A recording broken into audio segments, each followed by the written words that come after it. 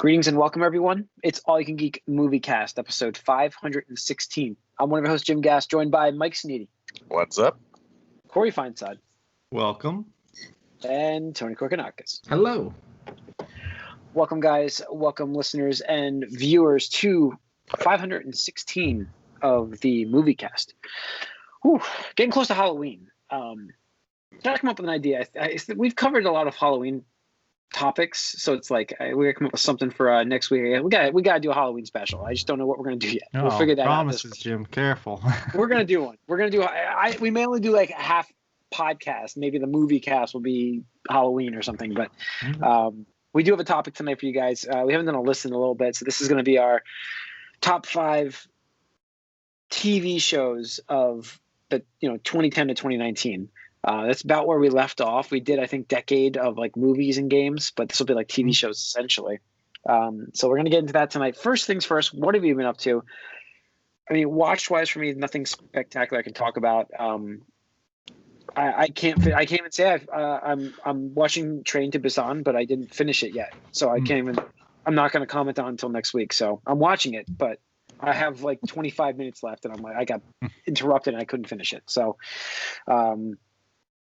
Next week, I'll talk about that. But that's it for me. Mike, anything?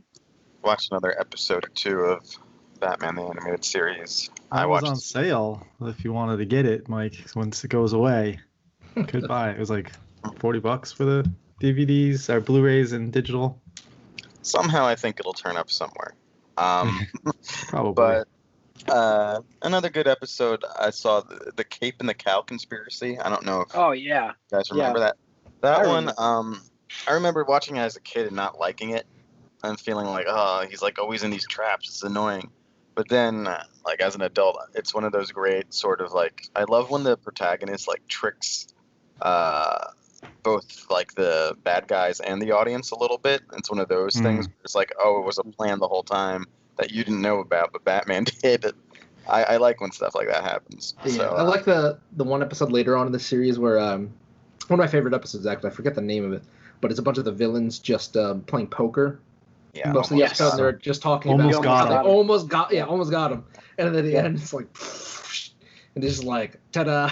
I was like, good job. Yeah. And my favorite quote at that episode is, I think it was Killer Croc.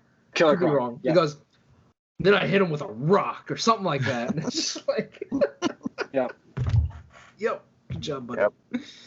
But that's all I've watched. Just another episode or 2 of that, which is fine.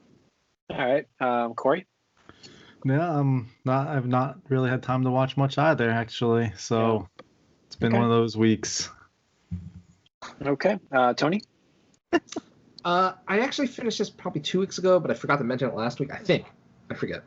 But I finished the last season of A Good Place, and man, I did not expect to feel the things I felt in that last couple of episodes, because like it's supposed to be a comedy, and I'm just like, all right, cool. I watch it for laughs. The feels in that show, like throughout, though, it's just like there's so many ups and downs, and like, but the downs are not like bummer downs. It's just like, oh, you got me there. Yeah. This is definitely like, I don't know. I interpreted it like in a very down sort of way, and I was like, oh, that's cool, I guess. Kind of like, oh, okay. I don't really think about this for a while and stuff like that. So, I mean, overall, still great, clever, funny show. 100% recommend and stuff like that. And then another show I've been watching was a live action adaptation of this Japanese manga called My Brother's Husband. And it's this really short series where it's about this guy in Japan. He's a divorced guy. He lives with his daughter in some town, and his twin brother's husband from Canada comes to visit them because the brother wound up passing, and he always wanted to bring his husband to Japan.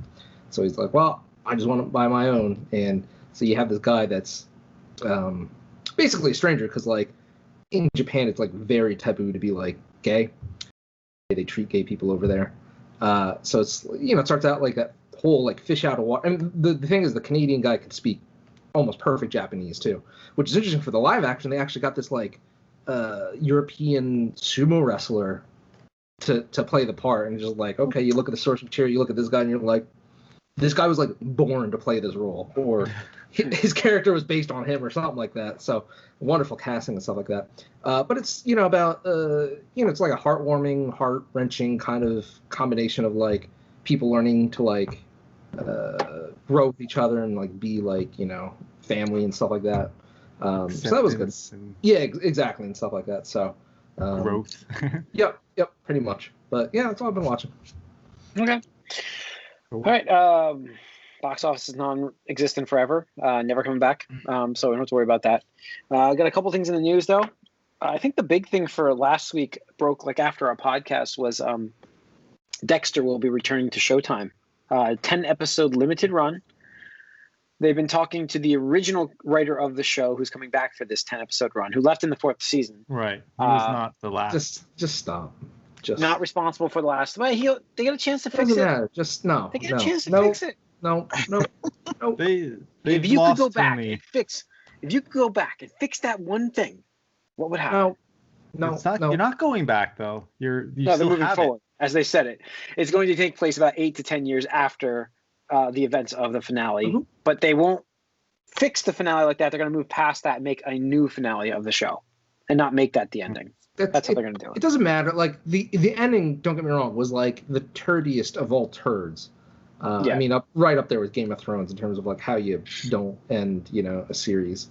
But just why? I mean, it just sounds like people were desperate for money. Either Showtime with like trying to get back fans. This writer, because he's like, oh yeah, I can write a new ending for Dexter. I've been thinking about it for the last 8 years of my life.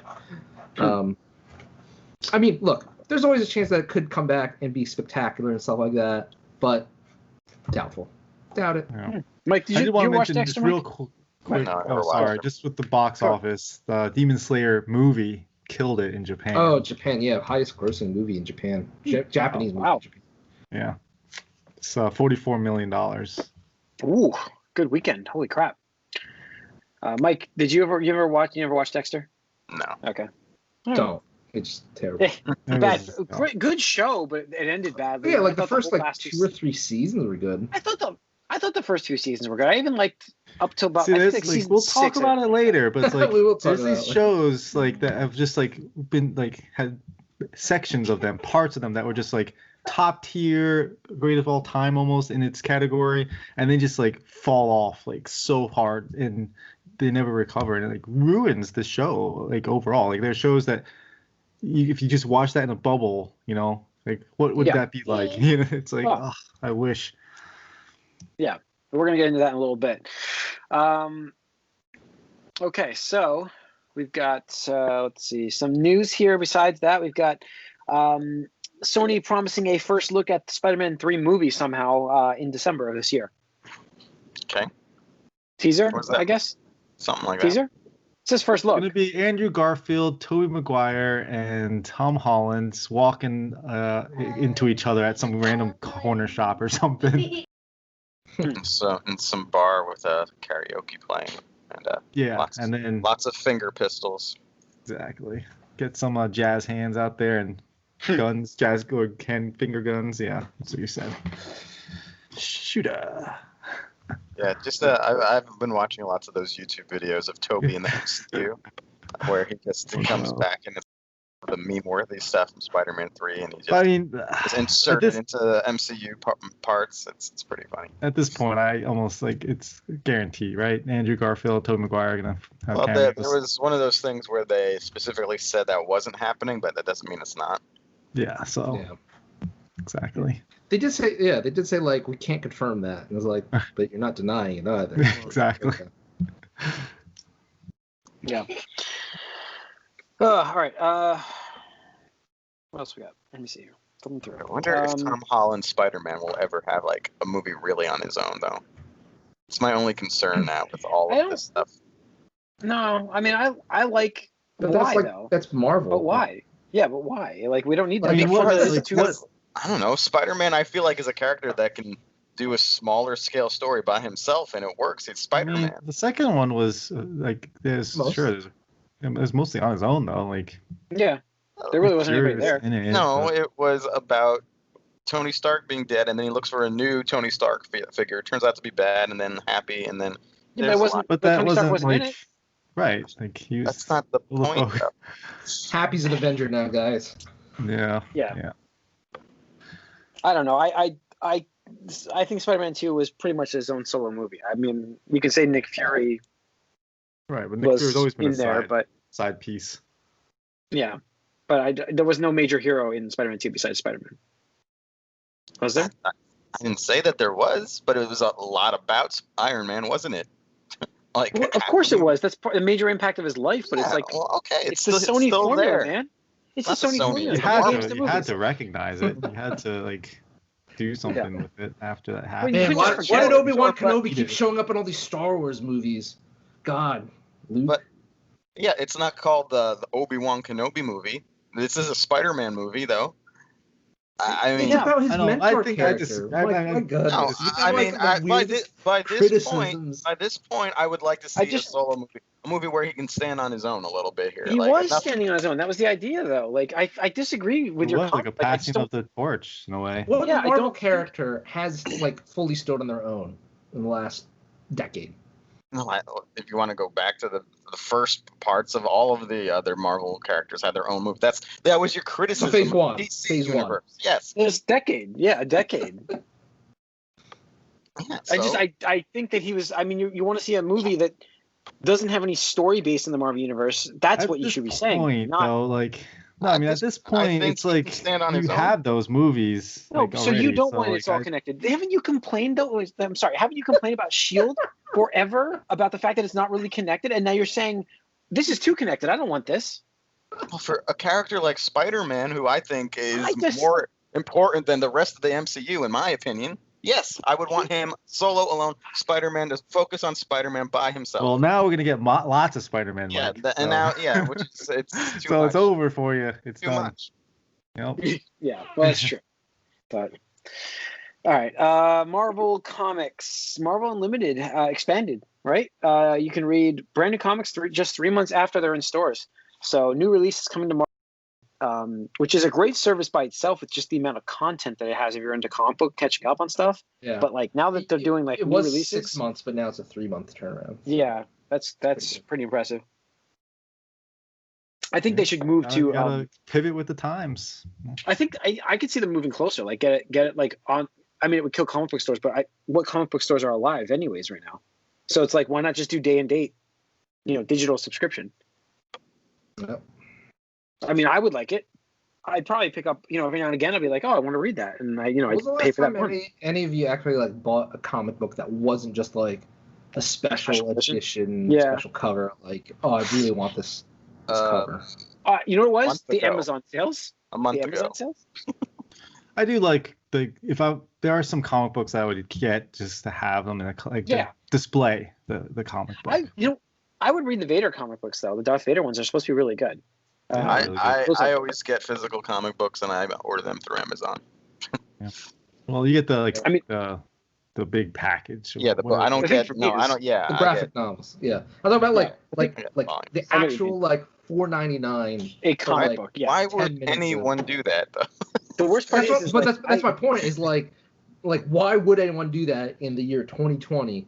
Like, who cares if you kill paper subscriptions? Fuck it. Mm-hmm. Like, fuck it. I mean, the only reason for it's to have them as a collectible item to show off on your shelf. I got them. Right. I'm not even saying it like that though. I just, I want a book, something that's going to take me some time to get through. I agree. That's my only thing. Like, I'm just trying to think. The last time I did like a monthly, and I wasn't even buying it. I was just being a pirate about it. Was like back when they did AVX, some number of years ago. That was the last time I was invested in like, I'm going to find out what happens each month. And that was so shit. I was like, you know what? I remember why I stopped reading comics month to month. So it was just like, I'm just going to wait until, it's all compiled. And it's like, oh, look, I can read the storyline and not fucking worry about all this other shit. I have never had a subscription to a comic book ever. Yeah. So that's what I'm saying.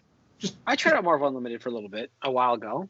That was, like I said, there's a lot of catalog, but I think at the same time Amazon had those like massive sales on the digital comics where it was like, $5 got me, I don't know how many, like I still have a backlog of comics. Yeah, me too. I intentionally do that again for the same reason. I always want to be like about half a year behind, pretty much, so I can get my compilations, my compendiums, all my stuff, and read it for the first time then, and not have to like wait for the story to be finished. Yeah, I gotta go back to House of M that you reminded me, but it's like there's something to like having a physical comic book. Like I vastly prefer it. I definitely prefer it. Well, it's just universe, not always like easy.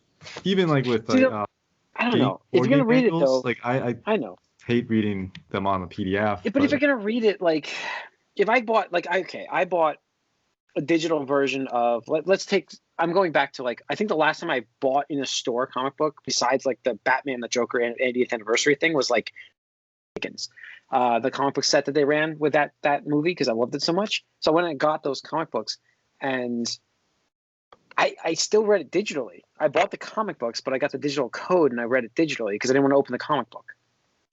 So that's what happened. That's different. Like, you didn't want to do that because you didn't want to ruin the comic book, right? Yeah, but that's it. So it's like, but I don't want to read. Like, if I buy a comic book, what if it is worth a lot of money later? I don't want to have to open it up. What if I opened it? It's not going to be worth that anymore. Right. It's got human skin on it. The whole point I asked that question is because, fuck the actual paper sets. I'm not saying like completely get rid of them, but like obviously if they did a thing where it's like day and date, like sure you're gonna lose those physical comic sales, and yeah I get comic book stores physically would hurt, but they look like they're hurting already. So it's just they're like bad already, yeah. Right. It's just like I don't know. I think it's kind of scummy too because it's like, oh, you want this rare super exclusive variant edition. If you order 500 copies of the regular version, you'll get one of these, and it's just like you can price that, to make up for it. I'm just like, it just feels super, I don't know, an outdated model, Yeah, no, I got you.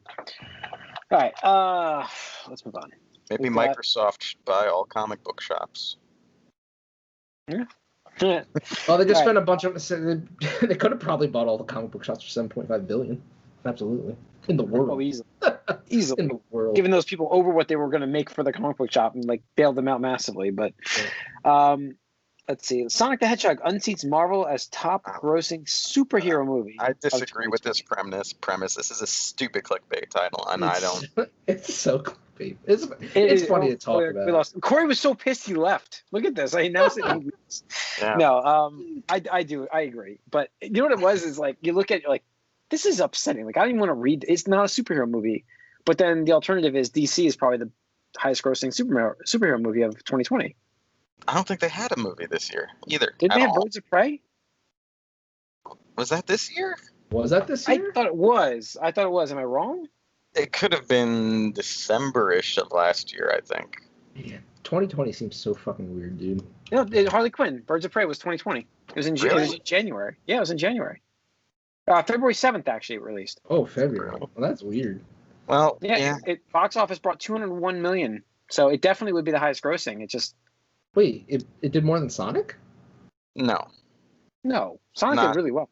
Sonic did like 400 million, something, 500. No, I thought it was like almost. It was like 600 or 700. 306. I'm thinking I'm only looking domestic, but 306 million I got. That's the U.S. dollars domestic. So, okay. So, I still wouldn't call Sonic a superhero movie. I agree. I don't disagree. Except for the alternative, I had fun with it on the chat where it's like I would not want DC to have that crown. So I'm kind of happy. Why? That seems like a very fanboyish decision. Yeah. Not gonna lie. Yeah. I mean, I didn't watch. No, I'm sorry, Prey, I watched Sonic. And I have no interest in Birds of Prey. I thought it was a very poorly marketed movie. It was actually a poorly done movie. I didn't like it at all. I told you guys that when I watched it. And that's my point. Like, yeah, I watched it. I forgot you watched it. Yeah, months ago. During one of my COVID lockdown. When we were locked down, I got through a lot of movies. But I'm just a little sick of the Harley Quinn stuff at this point. I agree. That's what I think. I don't oversaturation with that character, and I don't get it that much. Quinn. I don't like how she does it. But I will say I do like her look in Suicide Squad 2. I think I like that. I don't know what it is. I think it reminds me a lot of the Arkham City look. And I think that's why I like that one. I think, okay, I like that look for Harley Quinn. So, but we'll see. Corey lost internet, so hopefully he comes back on a little bit. But for now, we have our list we're going to get to here. Shoot. But I guess we're going to have to get started. Maybe I'll come back. I don't know. I don't know. We'll get to his. I have to trim some fat now. The 2010s, guys. Top 5 lists. TV shows. See, and again, we'll go back to this sort of disclaimer that we were talking about earlier. And maybe it's just being older now or whatever, or maybe it even has to do with streaming, which was big for this last decade. But I think for almost all these shows, it feels weird to put them on here because there's large chunks, and maybe even the majority of these shows that actually were pretty bad. But parts of them were good. And the problem for me is like leave them off. My number 5, and I'll go first, is kind of there he is. He's back just in time. Yay. You guys didn't talk about Monster Hunter movie, right? No, we didn't. If you saw the trailer, you saw the movie. That's all I wanted to say, because that trailer just spoils the entire movie. So. Oh, I did not know that. We're moving on to our list here, the top 5. Top 5 TV shows. I purposely left off cartoons and stuff and anime because I was like, we might do that in the future. So I have, going first here, I have a show that started in 2008, but I didn't watch it until 2010, and it went good, through 2013. So the majority of the show happened in 2010. What started in 2008 that would have gone through? It was on AMC. Breaking Bad. Yes, Breaking Bad, number 5. The reason why this makes my list at number 5 is because when I was making my list, we ran into the problem, like Corey mentioned earlier, where it's like, what didn't pan out? Like, I may have enjoyed Game of Thrones more in the beginning, Arrow more in the beginning, but this show had like this curve that was great all the way through it. Like it was such highs and lows. It was a great story, and I thought it had a great finale. I enjoyed the finale for this a lot. It ended the way I wanted it to. And that doesn't happen for me much, but it did. And so this show I thought had to make this list because of how pissed I got at shows that just didn't end properly in the 20. It's all the time. It's in 2010 a lot, that decade. So that was my number 5. Great show. Obviously, everybody knows about Breaking Bad. Did it happen it happened in 2008, but the majority of it was in the 20. It spanned the 2 decades. So it ended in 2013. So, and that's when the show got really good, was in 2010. So that was when its peak was 2010. So that's my number 5. Mike, what was your number 5? My number 5 is one of these shows that we talked about, and it's going to be Arrow. Now, I think there's two-ish, really good seasons of Arrow, the first 2. And seeing that, fantastic seasons, almost. Yeah, those were the seasons where you guys told me to watch. I'm like, okay, and it sort of resurrected interest in a marginal DC character, kind of, even though he sort of impersonated another more famous DC character. But you're gonna do a storyline, can't use that guy. Might as well use somebody else and do the same thing. But there was enough there different. It was good TV, good superhero TV, and then it got a little worse, and then it really went off the rails. But I stuck with it a little longer than you guys. I still enjoyed parts of it up until it spawned the whole Arrowverse. Yeah, no, I enjoyed parts of it up until the 4th or 5th season. If only it was alone still, just didn't have all these people with him. Yeah, that's where it got bad. When they try to make a team, I just was like, that's the end of this. Yeah, the team was rough, and Felicity obviously what happened with her just derailed pretty much the whole. From a great character to one of the worst characters ever. They in my opinion, they still weakened her character like crazy to make her a love interest. I'm sorry, but go on. Yeah. I mean, they tried to build on it, but it just built in a wrong direction. She should have been built for a love interest. Why can't she just be on the team like Oracle, being a really great character? Why does she have to be a love because she was a interest? self-insert for female fans. I'm sorry to say that. I'm super sorry to say that, but she 100% was, and they forced the show into that direction with the writing, and it just came out awful. And I mean, the thing is, I agree with Mike. I would be interested, separate topic, to do just a seasonal list, top 5 seasons. Best seasons of a show, right? Because that's complicated. Yeah. That would super change, complicated. That would change a lot. That would change up so much. But the first 2 seasons of Arrow were just I mean, I'm not even like a big DC fan other than the animated universe, but I love those first 2 seasons. But and Slade was so good. Slade was such a good villain. And even Malcolm Merlin in the first season when he was actually a villain. Yeah. Oh yeah. Yeah. I remember what was his friend's name? Who like Malcolm's son? Yeah. No, I forgot. Tommy. Yeah. Tommy. Yeah. Did they ever bring it back? I forget. I think he made it an appearance in the 100th episode. I don't know. Yeah. I don't know. But what context though.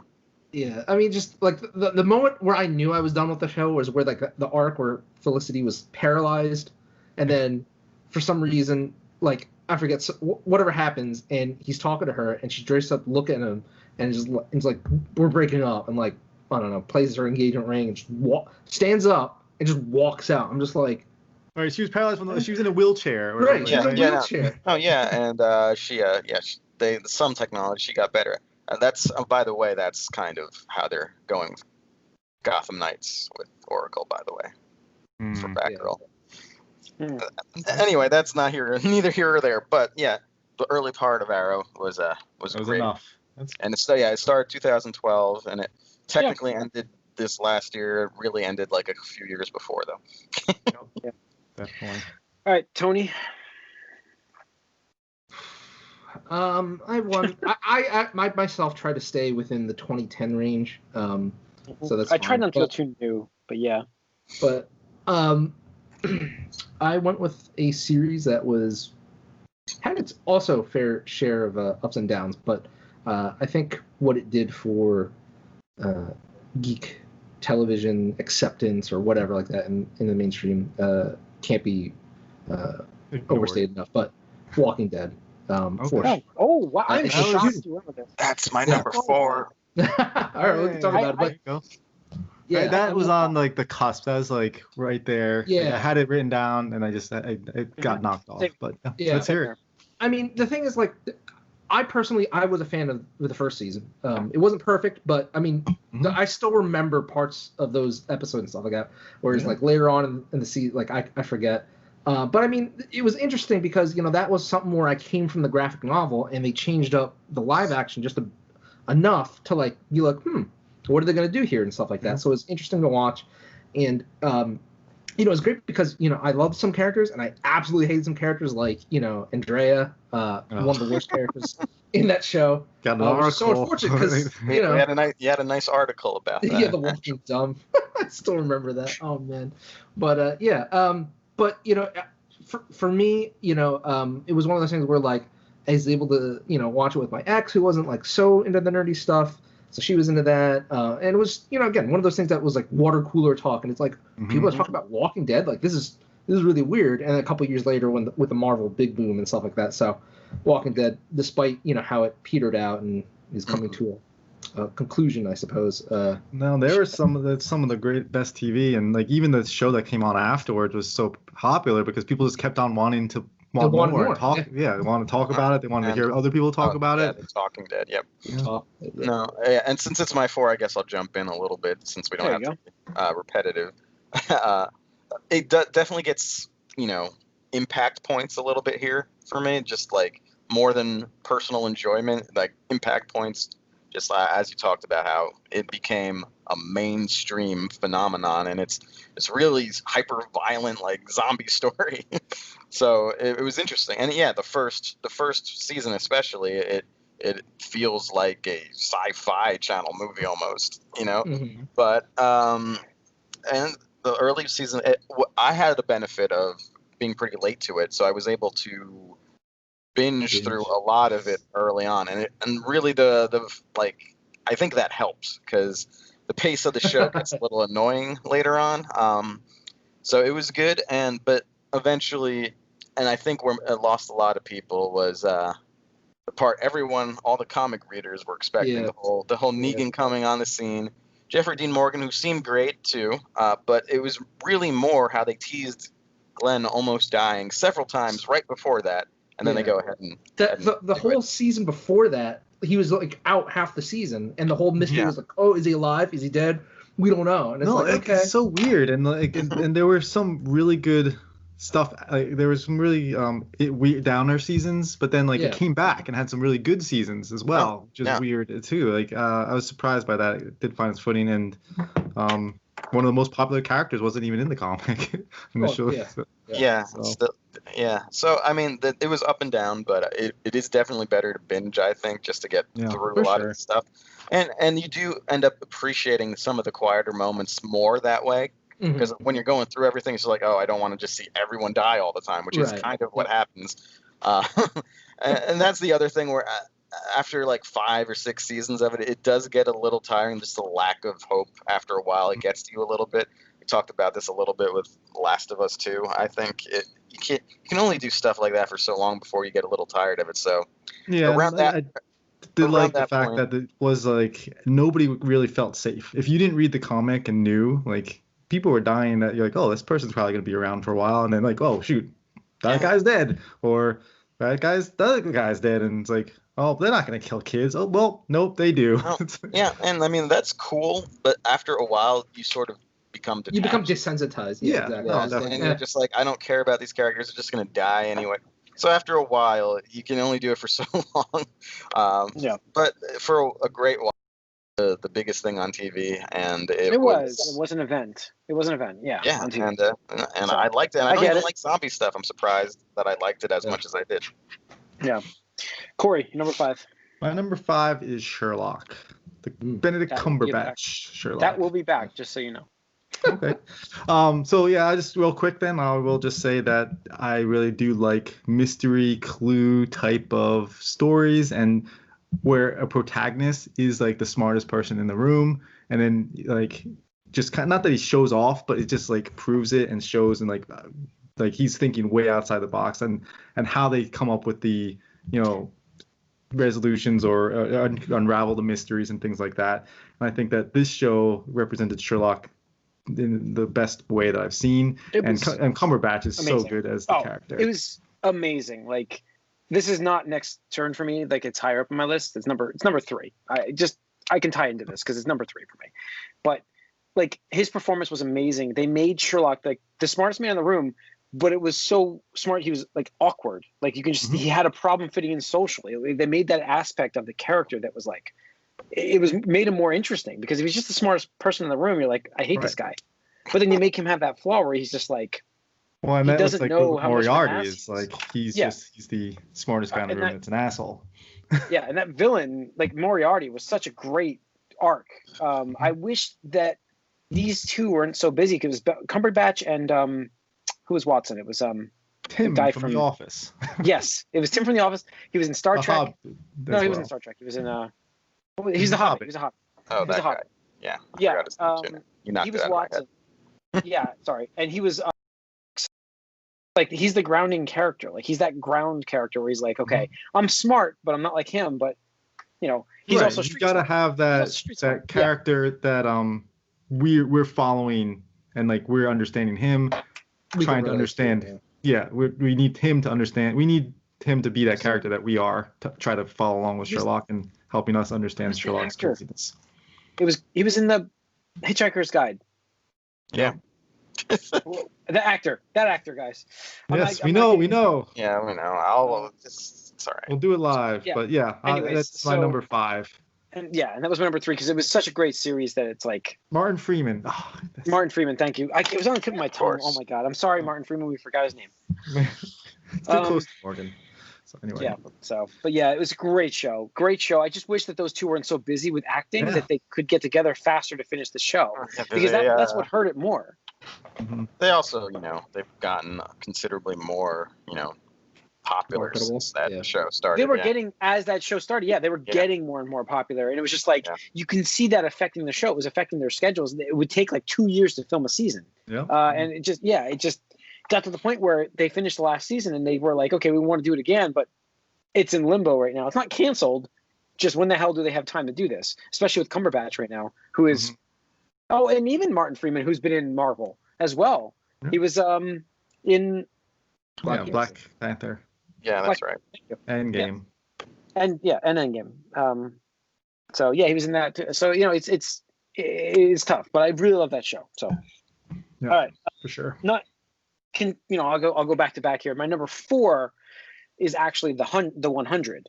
That just dropped off my list too. Raving about this show a while ago. The same reasons that we talked about, just like the highs of this are so high, but the lows are so low. This is a CW show that fights me already. Yes, but they don't want it to be CW. Like the writers don't want it to be on this network. You can just tell the way they write the show. It's like, okay, we have to put these stupid beats in it, but we hate this part. There was a story, actually. There was an article where like certain actors have like requirements to be in a certain number of episodes. The guy's like, it's not going to work for the story I have. You cannot be in this episode. And like, well, we have contractual obligations. And they're like, well, we're not going to do the show then. And then they had to reorganize it so the person wasn't in the episode because it didn't make sense for them to be in the episode. He's like, I'm not going to do it then. They won that battle, yeah. Yeah. And this was early on, but later on, I don't know. Later on, I don't know. And this is a show I haven't watched the last 2 seasons of. Apparently it's over. Season 7 was last season. It ended on episode 100. I just found out, which is interesting. So it's really cool to hear that. But this show, the first 2-3 seasons, even the 4th season, I think. I'd say first 4 seasons are like all the way up there. Like absolutely 100% watch this show. There's no question. I think we said this on the podcast. I don't know how many times. Watch the show. It's fantastic. They got a little kill happy, and I think that actually hurt the show. So it was almost like the Walking Dead problem, where you're like, okay, they're just gonna start killing everybody, and it's just like, where are you going with your story now? So I think the first time they do one of this, they do kill somebody that you're expecting to be long term. You're like, whoa, that's interesting. But then later on, same idea. And like the problem with one of the characters, I knew got cast in a different series. Like meta things, I'm like, damn it! Like, what's gonna happen? They're gone. Yep. Yeah, they're gone. So it's a great show. It needed to be on the list, and it was not going to be on the list. I'm glad you put it there because I think that there's it needs to be on the list. Yeah, it does take a while though. I would say like the first season isn't as good as like the second, third, and fourth seasons are just so good. Season 1's first half is not as good. Second half is. The first half is like just typical a build, CW. It's a slow build. It's a slow burn. Yeah, slow burn. So all right, that's it from that's number 4. Mike, you're number 4. Oh, you're already number 4. Tony, you're number 4. Number 4. Going with Marvel Netflix's Daredevil in this one. Nice. I think this is the only one out of their whole group that really, I think, consistently. I mean, not to say there were never down episodes. And I think maybe season 2 is the weakest overall, but like the show is just fairly consistent at being quality. They did fantastic casting for all the main characters, in my opinion. They really made, what's his name, Charlie Cox? Mm-hmm. Yeah, he did a great job playing as Daredevil, both in and out of the suit, in my opinion. Mm-hmm. And just like the choreography for the fights and stuff like that. Like we always talk about like the hallway sequence and the stairway sequences and stuff like that. Like it just was super, super, super satisfying. And while I am sad that it ended with that last season, I think it was a good spot to end, and you could just conclude that story. And just about all these other shows we're talking about, it's like I'd rather have something end on a high note and wanting more but never getting it, rather than be like, yay, I got more, and it's like tastes like poo. It's like this is my my number 3. Oh, nice. This is on my list as well. It's on my list, but we'll hear it later. Yep. So we can talk about. We'll talk a little bit more about it when it comes. Yeah, around. we'll always talk about that on our list as we get to it. But go on. So okay, Corey, number 4. My number 4 is Stranger Things, which I'm assuming is going to be higher on someone else's list. So we can wait. It made it higher for me. I just clearly I'm spoiling my list right now. But, it's the thing is like we're probably we all have similar tastes. We're entering the overlap territory now. Yeah. So. The thing is like all those reasons we just mentioned for Daredevil is like this show's not over with yet, but I know that they have an ending in line, and it's like. And so that's the thing is like there are shows that they have an ending in mind. Yeah, they already have that whole. Well, of course, Lost already did that to us too. Lost told us that they have an ending, and they never really seem to do. You'll see what happens. Fans can alter the trajectory of a show pretty significantly. We've seen. Yeah. But as far as like shows, already know they're going to have a bigger break than they wanted to, but whatever. The thing with like shows that are ongoing as of right now, like it's hard to know where they're going to end, because I would say Game of Thrones would be number one if we didn't have the last 2 seasons. Like that would have been. That show was. It didn't even. I purposely left that off my list. I don't. It will not. Like, I chose Breaking Bad, The 100, Sherlock. I went through this list because I'm like, it will not be on this list because of how bad those last 2 seasons were. Yeah. Fuck them. Fuck them. So yeah, Stranger Things is my number 4. Like I said, we'll talk about it more, I think, later on. So. Sherlock was my number 3. Mike, your number 3. Well, my number 3 breaks that rule pretty much because there's been 1 season of it so far. And I expect more, but the 1 season was pretty much consistently good and a surprise. So I would say Mandalorian is my number 3. Mm-hmm. That's fair. I almost put it on my list. I couldn't do it. I was like, it's just too early. It's just too early. I mean, it's early, but what we've got so far is it's fantastic. Top quality for this last decade. It's again, like I don't really care about a lot of the sort of side stuff in Star Wars too much. It doesn't get to me. Like the whole, I can't get into Clone Wars. Maybe I will eventually, but I don't know anything about the Mandalorians before this at all. But the show sold me on it. Sold me on the thing. It became again a big cultural phenomenon, almost too much. It actually does worry me a little bit going forward because it's got that big. But no, and it sold a streaming platform single-handedly, and and it brought what looked like, at least, I know they found interesting ways to cheat, but what looked like big budget production values to the small screen. This was one of the best. No, this was clearly the best new Star Wars thing we've got in a long time. Yeah, definitely. It definitely was, and it hit at that spot. It hit that spot where it's down in the low too. The Star Wars franchise is just down that low, and like I said, the only reason why I did not make the list is because the jury's out. Where it's just because it was so early. It's 1 year. It's 1 season. It's just like I'm so afraid of it. No, I mean, glad you put it on the list though, Mike. For what we have, so far. Yeah. For what we have so far, that's all I can judge it on. It's got to make the list. It's obviously. I always say this sometimes when we judge video games, that quantity and quality are not mutually exclusive. So if we had like 5 seasons of this quality, it might be number 1. But right now we got 1 season, so it's 3. We'll see. If we get all, I mean, like the thing, the way I looked at it was, if it's amazing for the next 5 seasons, it's getting the next list anyways when we do this again. So that's why I did it. I'm like, it's going to be on the 2020 to 2030 list. God, we'll be older. So. All right, Tony, your number 3. My number 3, I had to at least mention Game of Thrones. I'll explicitly state 1 through 4, seasons 1 through 4. Seasons 1 through 4 are near perfect. Not exactly, but near perfect in terms of like character progression, story, representation, accuracy to the important parts of the books and stuff like that, and they nail so much of the casting. I mean, Tyrion Lannister, probably one of the best fictional representations, of a character. Joffrey was so good. Joffrey was so good. Like, he was so hateable as a character, like that. It just they brought me back into something that I never like this season 1. I remember watching season 1 because you guys talked about. I remember you guys talked about Song of Ice and Fire. And after season 1, I was like, all right, I got to read these books. I haven't read a book since college, and I was like, all right, I got to pick up a book now and fucking read this shit and stuff like that. So, despite how it ended, and I'm always the advocate that it's not how you start, it's how you finish. I just wish in some other universe. You just wish that they were doing a George R.R. Martin and never finished it. right.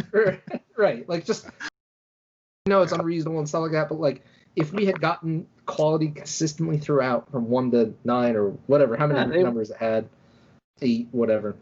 Yeah, this is another one I'm really glad you put on your list too, because it deserves to be mentioned in the top shows of the decade. And that, like you said, the first few seasons were so good, and like it is another one of those shows that just made fantasy or like nerdom geek stuff it's now mainstream. People know fantasy, and like they don't look at you weird for like, oh, I read fantasy books. So like it's like, oh, cool. What's the next one? Like, what's the next Game of Thrones? Right. Like, it became the water cooler talk, and like that's it. Like I would still hear like at work or around, like people be like, oh yeah, I'm not into like comics or games or any of that nerd shit. And but like you mentioned Game of Thrones, like, oh well, let me tell you, and it's like. And some of those like scenes, like the Red Wedding, just so iconic, so like well known, and like the people that one meme where the people like that have read the books and the people that they didn't watch in the show, it's like the reactions. It's so good. It's so good. Oh, we had that. Watched that for days. That reaction shots on YouTube. The thing for me that in all seriousness, without me swearing at them and the whole thing is, in my head right now, the reason why I didn't make the list was like. I prefer to envision the books more now because I want that to finish strong. And so I'm at that point where I want to forget the show happened because it's just I kind of forgot about it all entirely. Basically, because the guy's never gonna finish the books. He might finish. He won't. Someone else might. He won't. Sanderson's available still, right? I mean, he can finish shit. We've had it. He did the Wheel of Time. He was fantastic with it. So, and like I hate to say that for Robert. So I know I hate to tell like, he's really that guy's dark. Holy shit. No, I mean Sanderson is so good with the way he finished Wheel of Time, and I hate to say that, but like his writing was better than Jordan's in those last 3 books. But I wouldn't mind him finishing Game of Thrones. But all right. Number 3, Corey. Number 3 was Daredevil. Daredevil for me obviously was the pinnacle of the Marvel Netflix shows. Tony talked about like the choreography, the fight sequences. Daredevil was a badass. He was, but still kind of like struggling to fit in and be this attorney guy in the day, like his day job. It all made sense. The side characters were really great. Karen and Foggy were so good, and the villains throughout were pretty decent. Like, and bringing in the Punisher. Well, obviously Kingpin is so good, but bringing the Punisher was so good. Those sequences were awesome, and just the grittiness of it works in this. Like, it doesn't necessarily always work where I'm going to be so gritty and real, but here it worked, and you felt all the emotions of the characters and their ups and downs, and like the way they represent his powers, if you so to speak, were great. And even I liked Elektra. I thought she was good. Like, I think they could have done more there, but like best screen version of Elektra. You can't argue it. Yeah, that's fair. This is my number 2, so I can piggyback it perfectly. So Daredevil again. I dressed as Halloween for this person. I think I went to Comic-Con as him as well. That was the idea, though. It's like the show was so good that I got swept up in the character and the hype so much, and it's a trademark of such a good show that like I couldn't wait to go to those events at Comic-Con. Legitimately, like wanted to see those actors on stage because like just like I've seen panels before from other comic conventions, and it's just this was a different feel. It was a different vibe. It was like we were watching an episode of that was actually of S.H.I.E.L.D., I think, where they came out and watched it with us in the Comic-Con. I'm sorry, that was like that whole atmosphere was like, I guess, enhancing for me to enjoy these universes. And so like Daredevil was that first one that spawned off, and I just like loved this show, loved all the seasons of it. 3 wasn't fantastic. It finished great. Finished on, like Tony said, a good ending for a show. Perfectly fine. I don't care they don't have another season of it. I was very happy with what we got. Do I want more? Sure, but I'm good with what we got. If I never get more again, I'm very content. I had a nice finale, and it ended on its note that you wanted to end it on. You don't want to end it on falling into the abyss. And there's a rumor out there that Vincent D'Onofrio,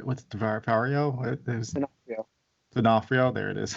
There's a rumor that he may appear in the Spider-Man movie. And, yeah, if he is Kingpin in the Spider-Man movie, I might stand up like a fanboy and scream. like best portrayal of Kingpin. Like he was fantastic as Kingpin. I'm sorry. I know Corey Bullseye was really good too. Yeah. Oh, I love like I never took that character seriously, but like they made him such a badass, like so threatening, yeah. And it's like he's like I like the parallels between the characters and how Daredevil went one way and this guy went the other way. It's like interesting. Yeah. All right, Mike, you're number 2. My number 2 is Stranger Things. We mentioned it there already. It is. But, all these other things were sort of licenses, I think, that I've listed here. But Stranger Things is the first original thing, which is funny to say since it borrows so heavily from other stuff. But it's really the first original thing that really captured my attention enough that I liked to make this list. And it had a lot for me personally going against it. Like, I really wasn't an 80s kid. I was a 90s kid. I, don't particularly like watching kids anymore in stuff. But, this sold it to me from the beginning. It just captures some charm and suspense and mystery. And it was really the mystery, too, that they I don't know if they've ruined it by now, but it's less, but it's still there a little bit, which is good. But no, it was just one of those big, again, it became a water cooler event, even though it was bingeable. Yeah. But we got together. I mean, we watched an episode in your backyard. Yes, we did. And you guys came over here. We watched premiere of it over here. Remember, it was like we had events for the show. Yeah. No, and again, one of those things that reached and touched everyone. And everyone likes the show pretty much, which is interesting. So, and it's Goonies meets Aliens. There's nothing wrong with it. No, good combination. And it's funny too. It pretty much checks all the boxes, and obviously hits that nostalgia for some people as well. But it was just high quality. I think. Yeah. Unfortunately, I do see there's a downward trend a little bit with it. Mm-hmm. But it's not just because the first season was so it's not as pronounced as some of these other shows we've mentioned. So no, I agree with that. The third season was still good, but it wasn't. I think it's way worse than the first. I think 3 is on an upswing from 2, though. But no, I don't. I think 2 had such a great amount of Steve. I like Sean Astin in that too. I thought he was great. Yeah, he was good in that too. Oh yeah, I just think things got a little worse as things went on, but it's still. Oh yeah, but that's usually. I'm still looking forward to the next one, and it's just we're now the whole world is in love with this group of kids. It's pretty crazy, and they're showing up everywhere in all these other movies as well. Oh yeah. It's one of those things. I didn't get to mention too much about it. I just want to say echo everything you said. It's my number 4. I think I had it as, and the reason was just I do feel like it was trending downward, but that first season was just such a perfect season at the time it came out as well. It just captured everything about the nostalgia perfectly. The representation of that time period was so well done, and the monsters were scary. They were really good. But I have to say, I mean, you guys know it. Fuck Barb. Yeah. Wow. Corey's favorite character. She was an integral part of that first season. She was. Tony, your number 2. My number 2 might be a surprise, but Cobra Kai. There it is. I thought that would be on Jim's list actually. You know what it is? I love that show, and it should make this list for just 2 seasons. You're right. It should be on this list. I neglected it because it's still it's so fresh. I just watched season 2 in 2020, so I was like, for me, I equate it to the next decade. Out of that decade, yeah, sure. Yeah. But That's fair. I get it. Yeah. That's fair, but I mean, this show, it evokes nostalgia in such a good way. You don't feel like it's cheap or unearned or undeserved, stuff like that. They never overly rely on something, in my opinion, anyway. And they just give those little hints and nudges to the past and respect it, while still creating this awesome redemption story for what you thought was the villain of the first original movie. And it's really feel for him, and even though you don't always want to root for him, you can still see where he's coming from, and he's trying to be better and stuff like that. And I just think it's a really awesome, well-rounded show. No, it's. I mean, it really encapsulates the quote of like there are no bad students, only bad teachers, and like how this really show kind of a lot of his even like all of Miyagi's lessons he was giving through those movies, they like brought them into this show properly. Like it's like holy shit, that kind of was a lesson that he just showed him. Like you don't realize it back in the 80s, like that movie. Yeah, and like, there was for me, there's like this fear with this show that like they would turn like Daniel into the villain and make him like unlikable in the show. And that's I keep wondering if they're ever going to do that. That's what I'm worried about. Well, that's what I mean. Like, because there are even like hints of that. Like, you know, there's like with obviously in the very first episode, just him being like this kind of cocky car salesman now. Like, but like at the same time, like I didn't want to tarnish like the feelings of him being this underdog kid that was coming out of his like, coming up and doing things he needed to do to come out of his shell, I guess. But they really thread that line very well in this show. Yeah. All right, Corey, your number 2. My number 2 is The Expanse. The Expanse is a sci-fi show that was on Sci-Fi, and then Amazon picked it up after it got canceled for I have no idea why, but I've read all the books just so you know, and they have changed bits here and there, but they've done such a good job bringing this show, this book to the small screen, and you know, fleshing out the characters, fleshing out the stories, and getting all the important pieces in place without feeling it like it's rushed. It is like one of like the best sci-fi stories I've read ever in it so far. It's been, you know, fantastic, and I'm so happy that Amazon has picked it up because they can continue that. And it's really exciting to see the characters you imagine in the books come to life on the small screen here, and they again did a great job with that casting. And it's a really good show. Just highly recommended. Mm-hmm. My number 2, obviously. Cool. My number 1 was Stranger Things. We've mentioned it a million times on here. So now it's still going. It's still worrisome that they might not finish it. But I've seen enough of a sample size where the 3 seasons we had, all 3 seasons, in my opinion, were still better than anything on my list, really. And, you know, you could argue Game of Thrones first 4 seasons. You can argue Mandalorian, probably better season for season 1. But I just haven't had enough sample size of that because of what happened in Game of Thrones. It's like, I don't know. It's just so weird of a mix of a list. But my gut was like, okay, Stranger Things was just so good that it's just like, I bought the 4K Blu-rays because I want to collect the VHS versions of it. It made it a collector's item because I like that show so much. It's on Netflix. Like, I can watch it whenever the fuck I want, but I bought the show on 4K Blu-ray because I loved it so much. I felt like it's like a video game where you're like, you know, you get like a free-to-play game or a game where you're so, well, Corey knows, Borderlands. So it's like you spend so much money, like you don't mind, like you want to give them a little more because you're like, they've earned this aspect of it. Like, so I bought those movies because I'm like, it earned that, in my opinion. I'm like, it earned my purchase because I'm like, okay, I got this with Netflix subscription, but this show could have been great on its own by itself, just going straight to Blu-ray. Like you needed to watch it and buy it. So I picked them up. I have all the 2 seasons. I don't have season 3.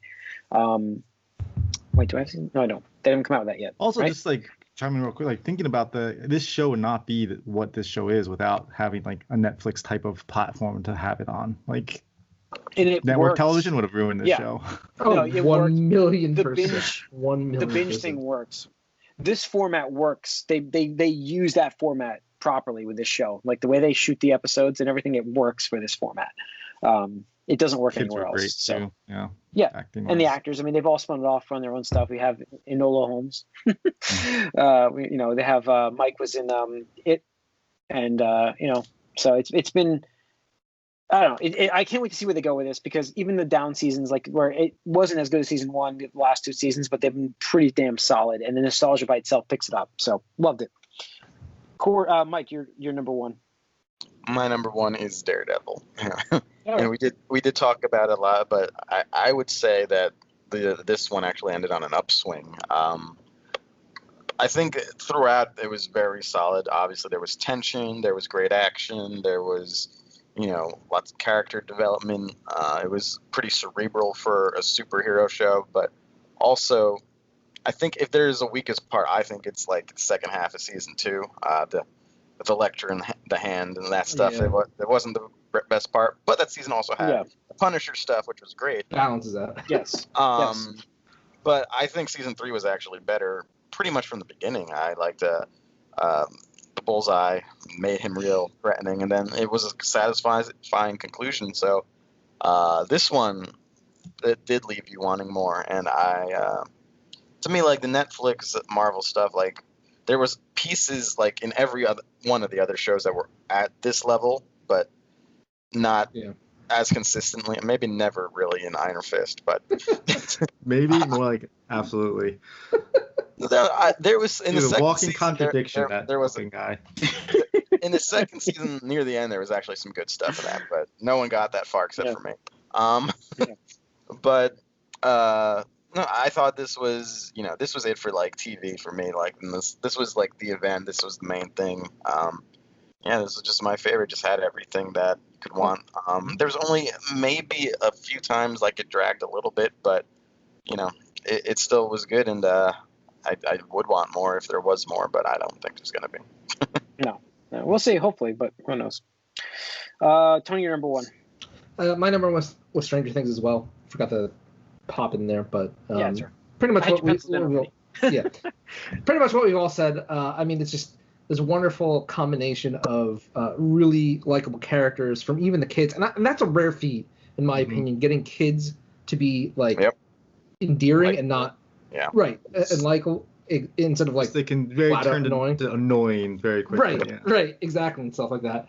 So you got that. You got the neat, the geeky nostalgia references with like D&D and Star Wars and whatnot, and it leans on it a little bit much, but not in like a overly in your face like haha. At least in season 1 anyway, because I don't think any of them expected this series to blow up as much as it did. But kind of like what Mike's saying, like it combines a horror with a mystery with just like the spooky monster dimension thing, whatever, and stuff like that.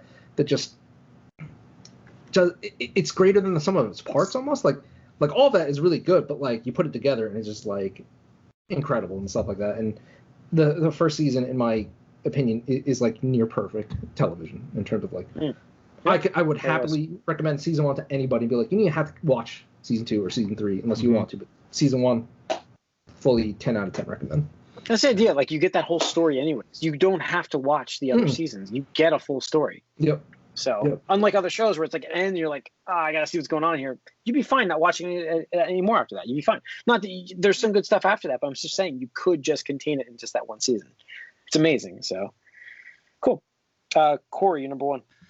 My number one, and I think it might just be because of my headspace and where I'm at right now in my life. I don't know, but like for me, my number one show this decade is The Good Place. The Good Place was just so hit me at such a time in my life, I guess, that just every level of it is really just like, I don't know, I got emotional like thinking about this show, like how good it is and how funny it is, how like connected I am, like how these characters are. It's about like finding yourself and becoming who you want to be and finding the people that matter to you, and who you want to kind of just like spend your rest of your afterlife with, like, essentially, or whatnot. But yeah, and it just hit me on every level, I guess. And I have just so much love and like emotion were tied up into this show that like when I think of any other show, it hasn't really made me feel the way I felt watching this show.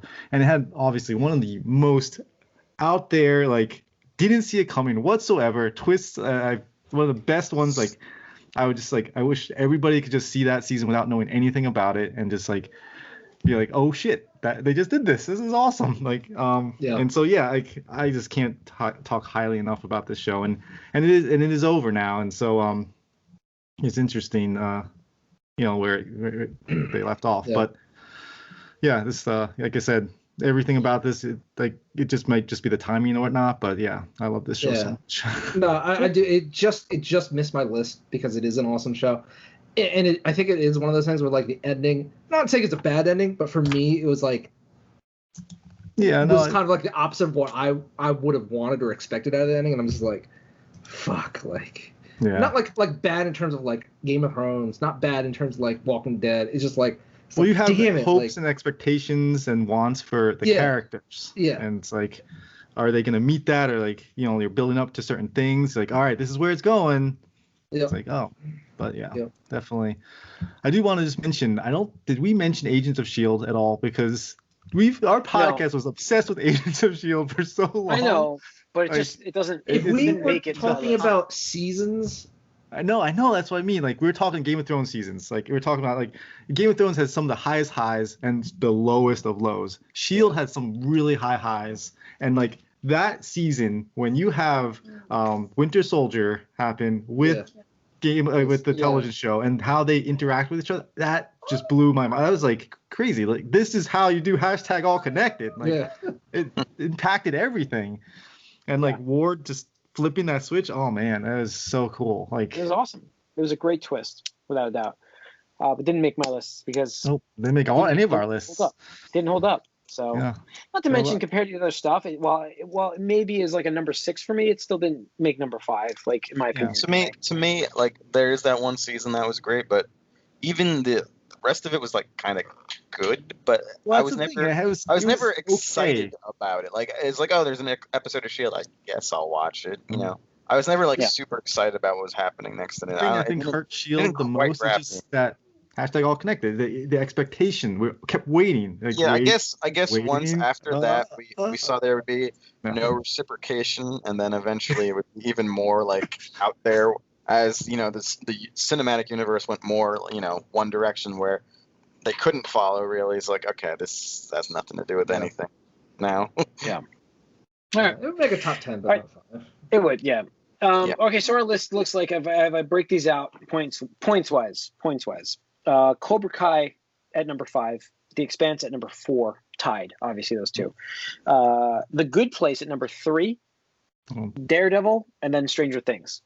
That's your top. Yeah, I mean, those Daredevil, Stranger Things, I absolutely thought were going to be 1 and 2, like, for most. Yeah, and then you get your number 1 was Good Place, so it gives it 5 points, which is above. Either way, it's your number 1. So that's I wonder if we neglected the first half of the decade at all. They all seem I went back. Well, I mean, I went back and like, I know. Clock is on there. The 100 in Breaking Bad. That's Walking Dead. That's true. Yeah. That's true. Game of Thrones started 2012, 2013. Yeah, it was early. I mean, I made sure that I went back and looked at, like, I listed all the shows in 2010, 2011. I was like going through it. I'm like, okay. So I didn't. One show I would also like to just shout out to is Schitt's Creek. That's so good too. Yeah, and that's over as well. Oh, cool. Let's check it out. But all right, that's gonna wrap up this episode of the Moviecast. Thanks for tuning in. You can write us allyoucangeek@gmail.com. Follow us on Twitter, allyoucangeek. Like us on Facebook. If you're watching this on YouTube, hit that subscribe, hit that like button. We'll see you guys next week.